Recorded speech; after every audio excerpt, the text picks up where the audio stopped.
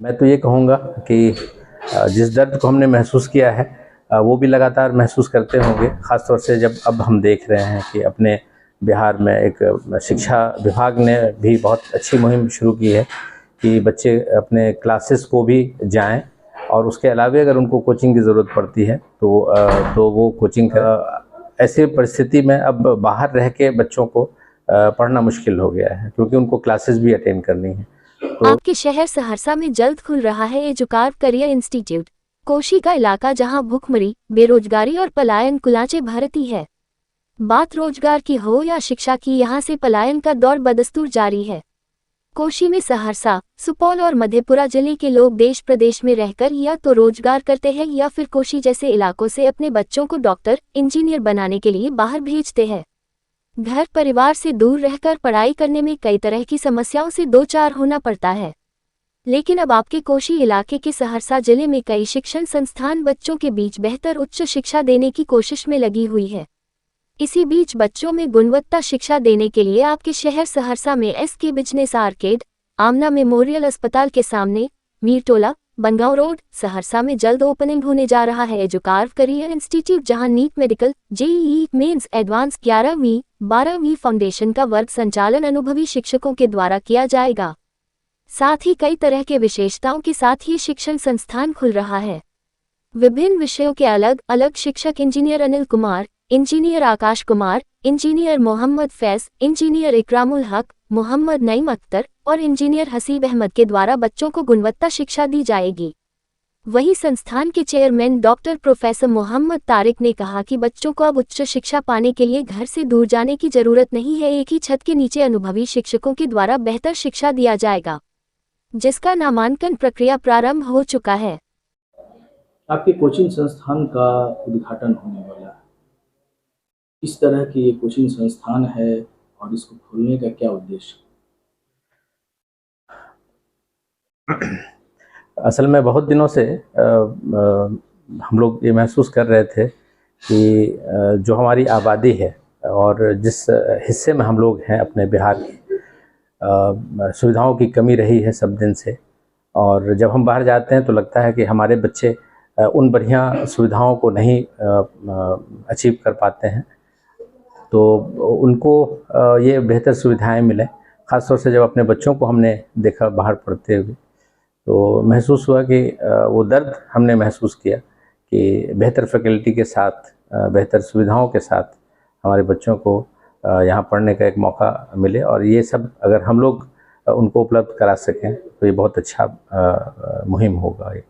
तो इसी सोच के साथ हमने ये कोशिश की है कि एडुकार के ज़रिए हम बच्चों तक उन सुविधाओं को लेकर पहुँचें और बच्चे उसका लाभ ले सकें।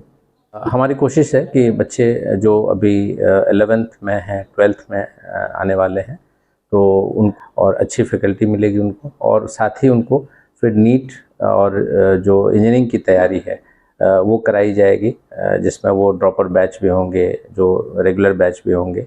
तो लेकिन आने वाले दिनों में उम्मीद है कि हम इसके आगे भी सोच सकें, ताकि फाउंडेशन के लेवल पे, जिनको कई बार हम लोग 9th 10th भी कहते हैं, प्री फाउंडेशन भी कहा जाता है, तो उन वैसे बच्चों को भी मौका हम चाहेंगे कि वो उसका फ़ायदा उठा सकें। वो मैं तो ये कहूँगा कि जिस दर्द को हमने महसूस किया है वो भी लगातार महसूस करते होंगे, ख़ास तौर से जब अब हम देख रहे हैं कि अपने बिहार में एक शिक्षा विभाग ने भी बहुत अच्छी मुहिम शुरू की है कि बच्चे अपने क्लासेस को भी जाएं और उसके अलावा अगर उनको कोचिंग की ज़रूरत पड़ती है तो वो कोचिंग करें।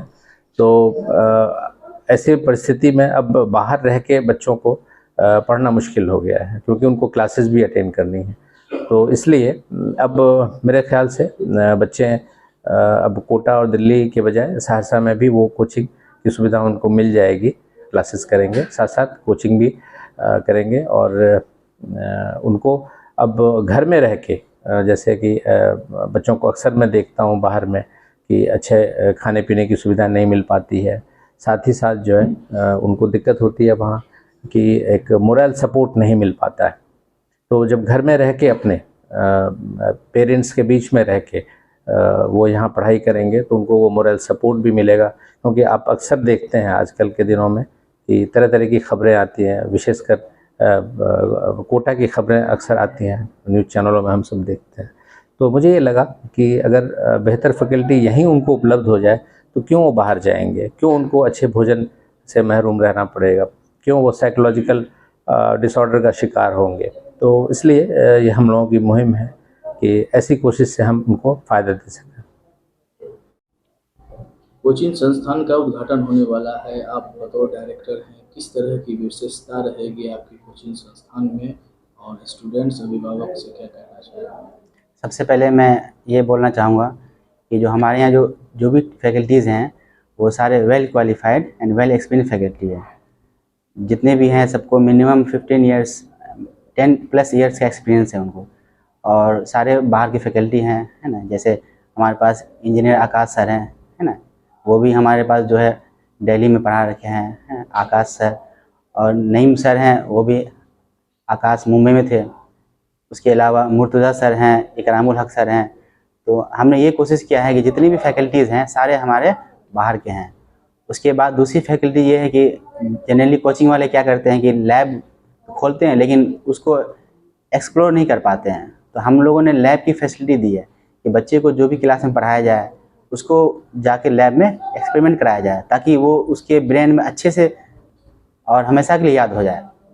उसके बाद हमारा क्लासरूम जो है वो स्मार्ट क्लासरूम है, डिजिटल बोर्ड होगा, है ना, और बच्चे को किसी भी तरह की दिक्कत नहीं होगी। और मिनिमम स्टूडेंट रखे हैं हम लोग, 30 का ही बैच बनाएंगे हम लोग, ताकि जो टीचर्स और बच्चे के बीच जो इंटरेक्शन होगा वो सही से हो सकेगा। टीचर्स हर बच्चे को 1 बाय 1 टाइम दे सकेंगे और उनको समझा सकेंगे। लॉन्ग में क्या होता है कि बच्चे ज़्यादा होते हैं और उसमें हर बच्चे को बेनिफिट नहीं हो सकता है। तो हमने ये कोशिश किया है कि हमारे पास जो है छोटी सी क्लासरूम रहेगा, 30 का ही क्लासरूम रहेगा। ठीक है।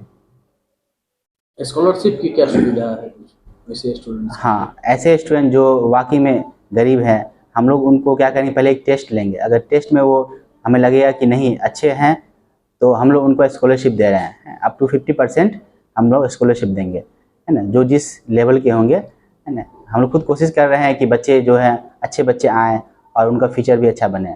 इसीलिए उनको हम लोग 10%, 20%, अप टू 50% स्कॉलरशिप मिल जाएगा। यहाँ के बच्चे लगातार बाहर जाके पढ़ाई कर रहे हैं क्योंकि उन्हें सहरसा में इस तरह का सोर्स नहीं मिल रहा है। एक सोर्स खुलने वाला है, आप क्या कहेंगे वैसे बच्चे और अभिभावक से? देखिए, जो बच्चे बाहर जाते हैं उनको मेनली बाहर इसलिए जाते हैं कि उनको पढ़ाई अच्छी चाहिए।